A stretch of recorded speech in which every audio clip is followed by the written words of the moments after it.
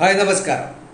ഗുജറാത്തിലെ US കമ്പനിക്ക് കോടിക്കണക്കിന് രൂപ സബ്സിഡി അനുവദിച്ചതിനെ ചോദ്യം ചെയ്ത് കേന്ദ്രമന്ത്രിയും JDS നേതാവുമായ HD കുമാരസ്വാമി സെമി കണ്ടക്ടർ നിർമ്മാതാക്കളായ മൈക്രോണിനാണ് 16,000 കോടി രൂപ സബ്സിഡി അനുവദിച്ചത്.